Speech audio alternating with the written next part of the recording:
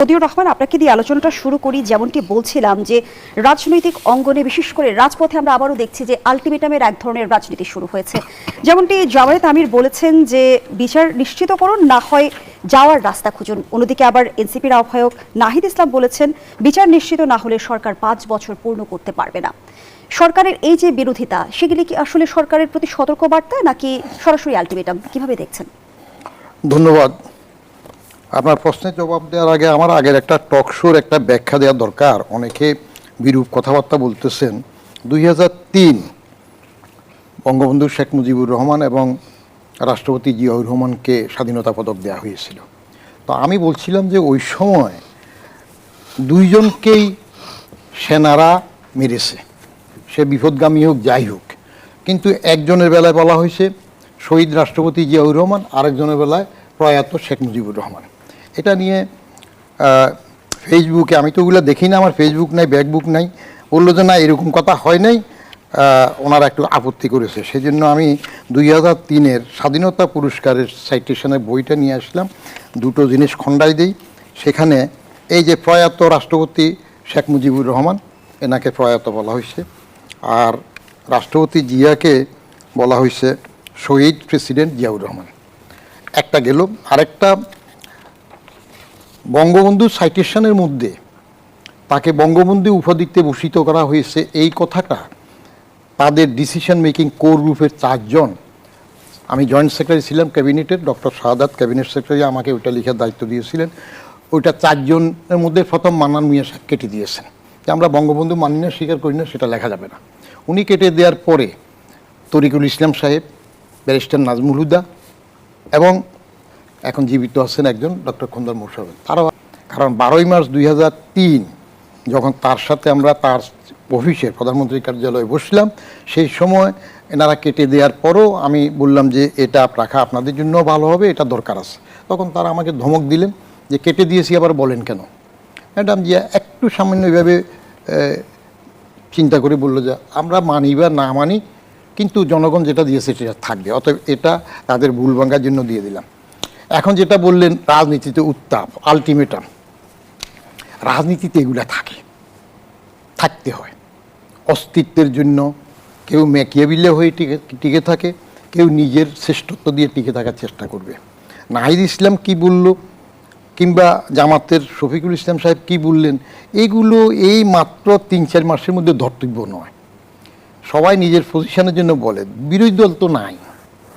আমি সবসময় বলি এখন যেটা আছে তো এক দল, কারণ বাজাদ এবং বাজাই, বাংলাদেশ জাতীয়তাবাদী দল এবং বাংলাদেশ জামাতে ইসলামী, এই দুইটা তো এক দল। বাজাদের সাথে বাজাই সবসময় ক্ষমতায়ও ছিল, বেগম জিয়ার ক্যাবিনেটে ছিল, এবং তাদের সাথে ঘুরতে ঘুরতে ঘুরতে ঘুরতে তারা উপরে উঠেছে। আর রাজনীতিতে সময় সুযোগে কে কার কাছে যাবে সেটা আপনি তাজ্জব হয়ে যাবেন। এক প্রেসিডেন্ট নির্বাচনের সময় কিন্তু আলী এবং বাজাদ, আওয়ামী লীগ এবং বাজাদ দুই পক্ষই এক হুজুরের দোয়ার জন্য গিয়েছে, জামাতের গোলাম আজম সাহেবের দোয়ার জন্য তারা দুই পক্ষই সেখানে গিয়েছিল। আবার আন্দোলন করার সময় এক সময় দেখা গেল যে জলিল সাহেবের সাথে বাজাই, বাংলাদেশ জামাতে ইসলামী আবার একজোট হয়ে কথাবার্তা বলেছে, তাই কি চুক্তি টুক্তিও তাদের হয়েছে। আবার যখন এরশাদের বিরুদ্ধে আন্দোলন হবে তখন তারা একসাথ হয়েছে। তো রাজনীতিতে যে যেভাবে পারে টিকে থাকার জন্য চেষ্টা করে। কিন্তু একদলের সমীকরণ কি এখন আর রয়েছে? সমীকরণ কি পাল্টে যায়? শেখ হাসিনার বিএনপিতে এবং খালেদা জিয়ার আওয়ামী লীগে যোগদান, তো সেই লেখার মধ্যে আমি মিলাই দিলাম যে দুইজনই একরকম, যে যখন ক্ষমতায় আসবে তখন সে তারা এরকম করবে। এখন সেটার থেকে আমরা বদলাই নাই। নতুন যেটা বদলের একটা সম্ভাবনা ছিল, 28শে ফেব্রুয়ারিতে 1.25 বছর, 1 বছর 4 মাস আগে নতুন যে দল জানাফা, জাতীয় নাগরিক পার্টির জন্ম হইল, তাদেরকে নিয়ে মানুষের মধ্যে একটা আশাবাদ সৃষ্টি হয়েছিল। টকবগে রক্ত, বৈষম্য বিরোধী আন্দোলন, নতুন একটা কিছু করবে, ওল্ড হ্যাগাট পুরনো দুই দল আলীবাজার বাদজাক। কিন্তু তারা এসে যাত্রাতেই এত অল্প সময়ের মধ্যে নিজেদেরকে জামাতের পকেটের মধ্যে যেভাবে সারেন্ডার করে দিল, তো অস্তিত্বের জন্য হোক কিংবা ভোট পাওয়ার জন্য, এমপি হওয়ার জন্য, সেই জন্য তাদের উপর যেটুক আশা ছিল সেটুক তো নাই। আমি বহু আগে 11-12 সালে বলছিলাম প্রয়োজন রাজনৈতিক তৃতীয় শক্তি, যে আমরা শেখ হাসিনা এবং খালেদা জিয়ার জগদ্দল পাথর থেকে মুক্তি চাই। সে তো 12-14 বছর আগে লেখা। তো ভাবলাম যে এরা আসছে হয়তো কিছু হবে, কিন্তু এরা যাত্রাতেই ক্ষমতার জন্য যে মোহাবিষ্ট হয়ে গেল এবং যে ক্যারিকেচার শুরু করলো, তাতে মানুষ যা বুঝার বুঝতেছে, মানুষ তো সচেতন। এইগুলো বলে কোনো আলটিমেটাম হবে না। 5 বছরের জন্য নির্বাচিত হয়েছে, ভালো হতো, যেটা আমি শিওর উনিও এগ্রি করবেন। বিএনপি অবশ্যই বাংলাদেশ জামায়াতে ইসলামকে রাজনীতি করার জন্য সুযোগ দিয়েছে, এবং সেটা শহীদ প্রেসিডেন্ট জিয়াউর রহমানের সময়, এটাতে কোনো দ্বিধা নেই। কিন্তু আপনার বুঝতে হবে যে বাংলাদেশ জাতীয়তাবাদী দলের আদর্শটা কি, দলটা কি। খুব ছোট্ট ভাষা আমরা যেটা বলি যে এইটা হচ্ছে আমাদের বহুদলীয় গণতন্ত্রের প্রবক্তা শহীদ প্রেসিডেন্ট। সেটার মানে কি? সেটার মানে হচ্ছে আপনি যে মতবাদী নিয়ে আসেন না কেন, you are welcome to politics and let them do the politics and let the people choose who is better or who is best. So ওই জায়গা থেকে অবশ্যই এনেছেন। কিন্তু দেখেন শহীদ প্রেসিডেন্ট জিয়াউর রহমান উনি একজন রণাঙ্গনের মুক্তিযোদ্ধা, সব বাদ দেন, অন্যান্য কোনো ডায়ালগ ডেজিগনেশন আমি বলতে চাচ্ছি না। উনি এ দেশের যে সময় থেকে জাসদ যখন 30 লক্ষ বলে ওরা, আমি জানি না 3 লক্ষ না কত, কিন্তু ব্যাপক হারে জাসদের কর্মীকে কিন্তু মারা হয়েছে ওই সময়। সেখান থেকে যখন সমস্ত পত্রিকাগুলো বন্ধ হয়ে গেল, কয়েকটা পত্রিকা ছাড়া, 4টা পত্রিকা ছাড়া, এবং যে সময় অন্যান্য সকল রাজনৈতিক দলকে ব্যান করা হলো, এরপর শহীদ প্রেসিডেন্ট জিয়াউর রহমান যখন আসলে উনি মার্শাল ল দিয়ে দীর্ঘদিন থাকেননি, কিন্তু উনি রাজনীতিকরণ করতে চেয়েছেন এবং একটা বাংলাদেশ জাতীয়তাবাদী একটা আদর্শ দিয়েছেন যে আমাদের জাতীয়তাবাদটা হওয়া উচিত বাংলাদেশি, এবং এই জায়গা থেকে উনি এই রাজনীতিতে জামাত এসেছে। আমি কনক্লুড করব, আর 1 মিনিট লাগবে। কিন্তু দেখুন, আমরা কিন্তু সবসময় মুক্তিযুদ্ধকে লালন করি, মুক্তিযুদ্ধ ধারণ করি। আমি নিজেও একজন মুক্তিযোদ্ধার সন্তান, আর আমি বিএনপির ঘাড়ে আসে। এখন প্রশ্নটা হচ্ছে যে এই সময়ে কি অবস্থা। কিন্তু বিগত সময়ে যে আমরা আগামী সংসদ দেখেছি বা একদলীয় শাসন ব্যবস্থা দেখেছি, সেখান থেকে পার্থক্য কতটা নির্ধারণ করা গেল? পার্থক্য জনগণকে নির্ধারণ করবে, এটা আমি আমার দলের অবস্থান আপনাকে বলতে পারি। আমাদের দলের অবস্থান একদম ক্লিয়ার। আমরা, ম্যাডাম খালেদা জিয়াও কিন্তু সবসময় বলতেন, আমরা এই যুদ্ধাপরাধীদের বিচার স্বচ্ছতা চাই, আন্তর্জাতিক সম্পন্ন বিচার চাই আমরা। তো আমরা এই যুদ্ধাপরাধীদের বিচার করা যাবে না, এটা কোনোদিনও কিন্তু বিএনপি বলেনি, এমন কোনো জায়গায় আপনি দেখাতে পারবেন না। তার মানে কি, আমরা চাই বাংলাদেশে মুক্তিযুদ্ধের আদর্শ থাকুক। মুক্তিযুদ্ধের আদর্শ কি? সাম্য, ন্যায় বিচার, মানবিক মর্যাদা। মুক্তিযুদ্ধের আদর্শের কথা বলছেন, এখন আপনি যে কোনো সময় বিচারের দাবির কথা বলছেন, তখন আবার যুদ্ধাপরাধীদের নামে শোক প্রস্তাব গ্রহণ করার বিষয়টি সাংঘর্ষিক হয়ে যায় কিনা? আমি আসছি ওটাতে। এই প্রশ্নটা আমি শেষ করি, এটা তো একটা ব্যাপক আদর্শিক প্রশ্ন, এই প্রশ্নটা এত শর্টে তো শেষ করা যাবে না। সেটা হচ্ছে যে আপনি যদি দেখে থাকেন, মাননীয় প্রধানমন্ত্রীর স্ট্যান্ড খুব ক্লিয়ার, কিন্তু যে আমরা কোনো গুপ্তদের রাজনীতি আমরা চাই না, প্রকাশ্য রাজনীতি আমরা চাই, এবং এটা উনি কিন্তু সংসদে বলেছেন। এবং আমাদের স্ট্যান্ড আপনি যে কোনো সময়ের অ্যানালাইসিসে যদি আসেন, 90 বলেন, এমনকি 86 বলেন, আপনি 2001 বলেন, আপনি 2008 বলেন, আজকে বলেন, বিএনপির চেয়ে যদি একটা মুক্তিযোদ্ধা অন্য কোনো রাজনৈতিক দলে বেশি থাকে, আমি বিএনপি করব না। অসংখ্য ধন্যবাদ জানাচ্ছি। আমাদের আদর্শের সাথে কোনোদিনও জামাতের আদর্শের মিল হয়নি, আগামী তো হবে না, ভবিষ্যতে হবে না, কিন্তু হ্যাঁ, তাদের রাজনীতি করার অধিকার। ধন্যবাদ জানাচ্ছি ফজলুদ্দীন বাবু। ধন্যবাদ। ডাক্তার আব্দুল নূর তুষার, বর্তমান সময়েও একটি অভিযোগ প্রায়শই শোনা যায় যে ত্রয়োদশ নির্বাচনেও ইঞ্জিনিয়ারিং হয়েছে। সরকার এবং বিরোধী দলের তরফ থেকে এই অভিযোগগুলো কিন্তু সামনে এসেছে, কিন্তু তার চেয়েও বড় প্রশ্ন যে আমরা বিগত সময়ে যে সংসদ দেখেছি, সংসদে একটি বিরোধী দল দেখেছি যাকে বলা হতো যে গৃহপালিত বিরোধী দল, সেই বাস্তবতা থেকে আমরা কতটুকু বেরোতে পেরেছি? এই যে বিরোধী দল বিভিন্ন সময়ে সরকারকে হুঁশিয়ারি দিচ্ছে, অনিবার্য বিপ্লবের কথা বলছে, আলটিমেটাম দিচ্ছে, সেগুলো কি লোক দেখানো বিরোধিতা কিনা? আমার কাছে এটা লোক দেখানো বিরোধিতা মনে হয় না। তবে যেটা মনে হয় সেটা হচ্ছে যে এখন যে বিরোধী দল আছে তার যা শক্তি, তার চেয়ে তার হুঙ্কারের জোর বা আওয়াজ বেশি। এই কারণে যে এই বিরোধী দলের পক্ষে আসলে এই মুহূর্তে সরকারের পতন ঘটানোর মতো কোনো কিছু করা সম্ভব না। এটা এই জন্য নয় যে তাদের সাংগঠনিক শক্তি কম, এটা এই জন্য যে তাদের বিভিন্ন কথা এবং কাজের মধ্যে যে পার্থক্য মানুষ দেখতে পেয়েছে, এবং তাদের বিভিন্ন কথা এবং কাজের মধ্যে যে অমিল দেখতে পেয়েছে, এই অমিলের কারণে আসলে মানুষ তারা ডাক দিলে এখন আর রাজপথে আসবে না। মানুষকে রাজপথে আনতে গেলে মানুষের দাবি দাওয়াকে পুঁজি করে রাজপথে আনতে হয়। আপনাকে ক্ষমতায় বসানোর জন্য মানুষ এসে প্রাণ দেয় না, মানুষ প্রাণ দেয় তার নিজের যে দাবি, নিজের যে চাওয়া, নিজের যে জীবনের উন্নয়ন সেটার জন্য। আপনি লক্ষ্য করলে দেখবেন যে আওয়ামী লীগের বিরুদ্ধে যে আন্দোলনটি তৈরি হয়েছিল, এটা কেন হয়েছিল? ছেলেমেয়েরা চাকরি চায়, তারা মনে করছে যে কোটার কারণে তারা সুযোগ কম পাবে, তারা মনে করছে যে কোটা তাদের ন্যায্য অধিকার বা মেধার অধিকারকে কেড়ে নেবে।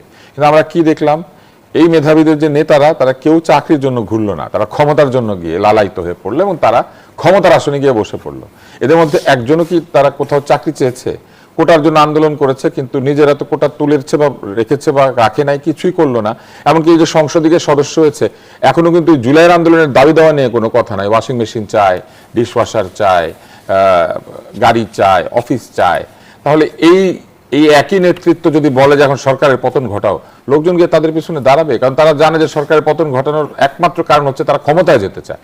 আমার মঙ্গল বা আপনার মঙ্গল বা ফজলুল হুদা বাবুলের মঙ্গলের জন্য তো তারা কোনো কিছু করছে না। তাহলে জামায়াতের আমির কোন বিপ্লবের সম্ভাবনা দেখছেন? ওনার মনে মনে যে বিপ্লব উনি দেখেন, সারা জীবন দেখে এসেছেন, ওনারা তো বহু বছর ধরে একটা ইসলামী বিপ্লবের একটা স্বপ্ন দেখেন বা ইসলাম কায়েম হবে এরকম একটা কিছু দেখেন।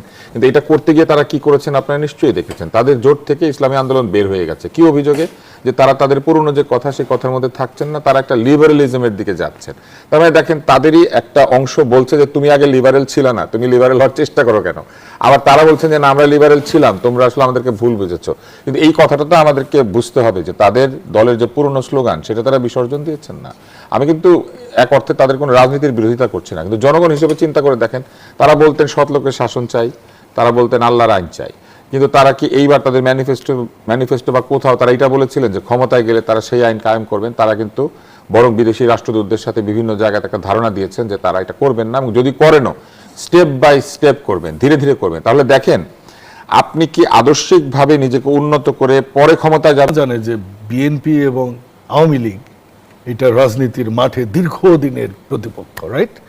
এই বিএনপি যখন 91 ক্ষমতায় আসলেন, শেখ হাসিনা ওয়াজিদ কিন্তু বলছিলেন যে একদিনও শান্তিতে থাকতে দেব না, কিন্তু তারপরও আমি দেখিনি 1-1.5 বছরের মধ্যে উনি কোনো মানে এরকম কোনো সমাবেশ দিয়েছে। কুলিং পিরিয়ড থাক বলে তো একটা কথা আছে। একটা দল 3 মাসের মধ্যে বাজেট দিয়েছে, একটা স্বাধীন সার্বভৌম পার্লামেন্ট আছে, সেখানে এসে কথা বলুক, রাস্তায় চলে গেছে। এরপরে কি ওনারা বলতেছেন যে বিচার নিশ্চিত করুন, না হলে যাওয়ার রাস্তা ঠিক করুন।